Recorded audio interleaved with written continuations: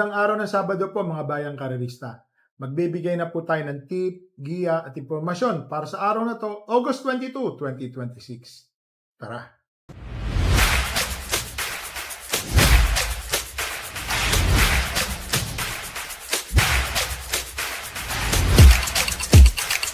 Mga bayang karerista, ngayon pong araw ng Sabado, maganda po ang karera ha. Ito po, Sabado at Linggo bali ito ha. Sponsored race po ito. 13th Mayor Bagatching Senior Racing Festival. Ayan, ganda ng kopya. Ito po ang kopya natin mga bayang karerista. Salamat nga pala ulit kay Speedform. Ayan.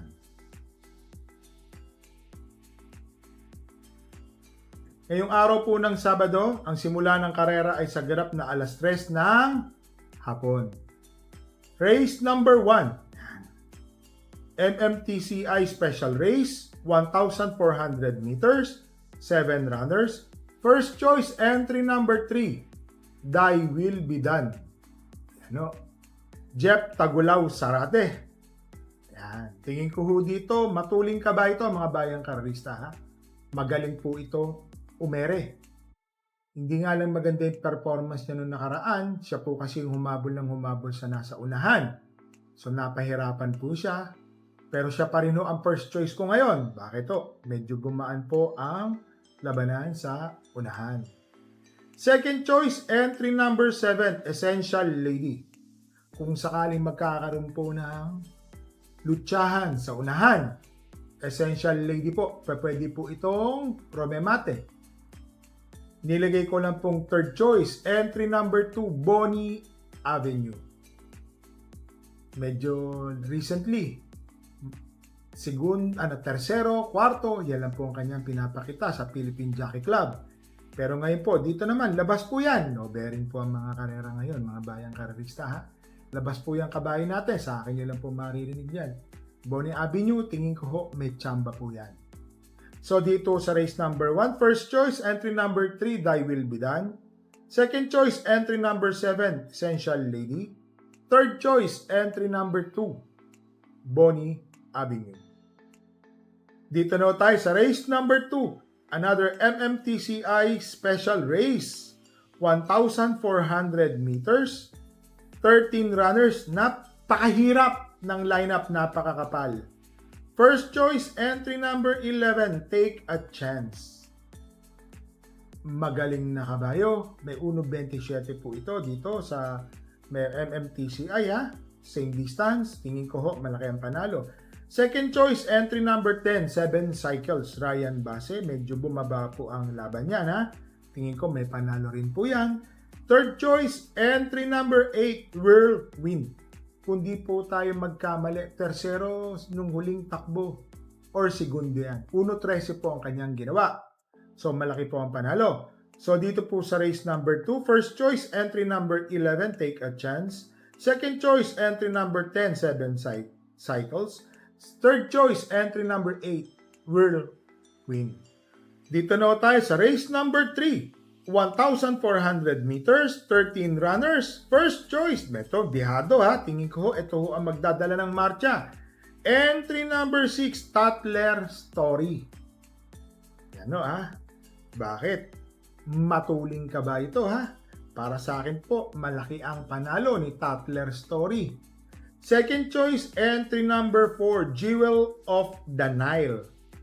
Ito pong si Jewel of the Nile, medyo bumaba na naman po ang laban niyan. Tingin ko ho, maganda po ang ipapakita niyan. Nilagay ko pong third choice. Ito, isang matuling din po, kaya lang recently medyo hindi maganda sumalida. Nagpapaiwan.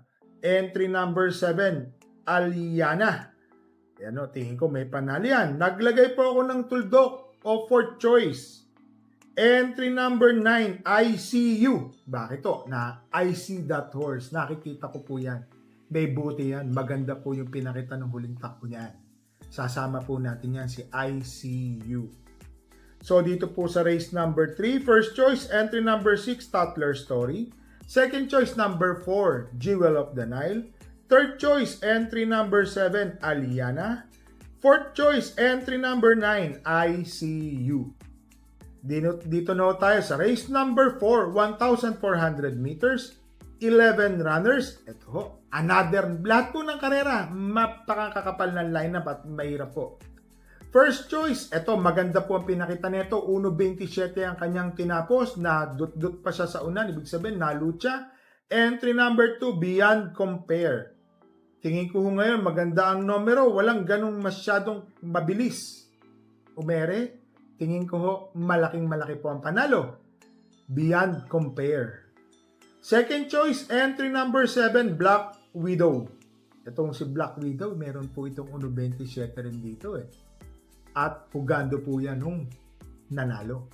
So yun po ang titignan natin. Tingin ko, alam niyo naman, kaya yung sinasabi ko, no bearing po ito. Tingin ko, malaki po ang panalo. Nilagay ko pong third choice, entry number 11, Diamond Heart. Ito, napakababa po sa laban ni Diamond Heart.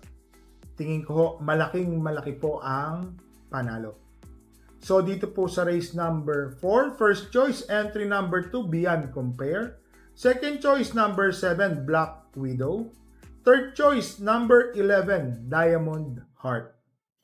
Dito na tayo sa race number 5. Ito po, imported, 4-year-old imported races po ito ha. Sponsored race din po ito. 1,600 meters ang distance, 8 runners. First choice, entry number 5, Nanana Bubu. Bakit? Ang ganda po ng tinakbo nung nakaraan. Kaya lang, natalo po ito, mas magaling po yung tumalo sa kanya. Parang ang tempo po ni Nanana Bubu, 1.39. Sa milya, yung tumalo sa kanya, 1.36 eh. Napakagaling po nun. Second choice, entry number 6, Blue Empress. Nakita niyo naman yung panalo nito, dihado. Napakainam ng kanyang tinakbo. Tinitignan po natin yan, naglalaro yan sa likod nung nilabas. Ayun, swak sa balde, nanalo po si Blue Empress.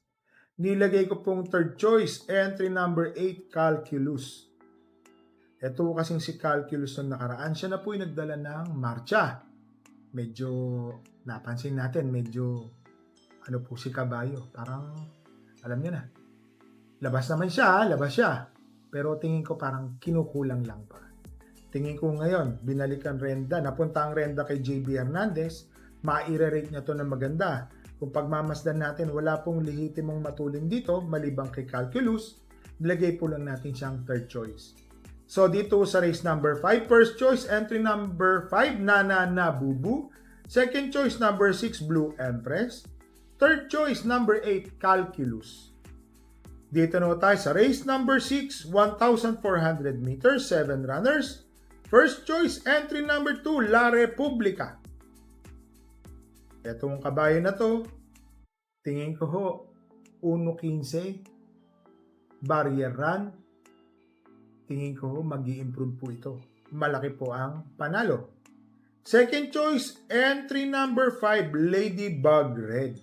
Recently, nandoon na po itong kabayo na to. Lumalapit-lapit na siya. Medyo hindi lang po nananalo. Pero tingin ko ngayon no, malaki po ang kanyang panalo. Third choice, ito galing sa panalo, tip natin to noong nakaraan. Entry number 6, Space Jam. Ano si Space Jam po, siya po yung pwedeng tumutok sa matuling ditong si Mr. Sipokot. Siya po yung aabang dyan. Kagaya nung ginawa niya nung nanalo siya nung nakaraan, may tinutukan siya sa unan, biglang pag-chop. Parang ito rin po ang kalaban niya nun. Tingin ko ho, kaya pong umulit ni Space Jam, pansama po yan. So dito po sa race number 6, first choice, entry number 2, La Republica. Second choice, number 5, Ladybug Red. Third choice, number 6, Space Jam. Dito na tayo sa race number 7, 1,400 meters, 10 runners. Ito, medyo jihadista po tayo, mga bayang karelista, pasensya na. First choice, entry number 7, G's Favorite. Ito ho, si G's Favorite, kung mapapansin nyo, ang kanyang mga ginagawang tempo, 1.29, 28, hindi po sila lahat nagkakalayo. Itong si G's Favorite, tingin ko, uunat po ngayon yan. Malaki po ang panalo. Second choice, number 3, Golden 8. Itong si Golden 8, mga bayang karerista, nag-1.14 po ito sa 1,200 meters. Kalkula ko ho, kaya pa ho niyang gumawa ng 1.28 or 1.27 imedya. Third choice, entry number 5, potential. Minsan nung magtataka tayo kay potential, kung kailan po yung hindi natin inaasang nananalo, bumubulaga. Tingin ko ho, magandang dihado po ito. So dito sa race number 7, first choice, entry number 7, G's favorite. Second choice, number 3, Golden 8. Third choice, number 5, Potential. Dito na tayo sa race number 8, 1,400 meters, 12 runners. First choice, entry number 7, Standing Faith. Standing Faith po, mga bayang karerista, parang kwarto or quinto po yan ng huling takbo. Tinalo po tayo nun na doon po si Regal, segundo eh. Magaling po yung nanalo.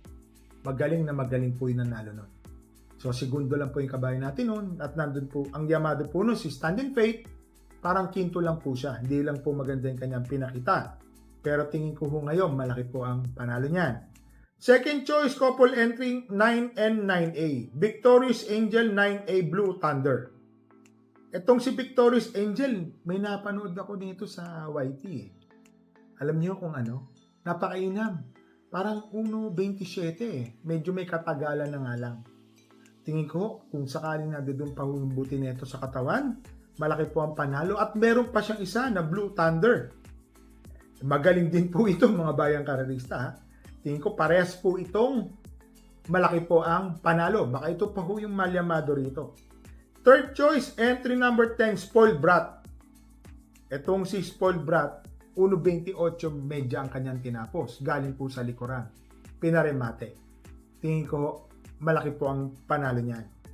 So dito po sa race number 8, first choice, entry number 7, Standing Faith. Second choice, couple entry 9 and 9A, Victorious Angels, Blue Thunder. Third choice, entry number 10, Spoiled Brat.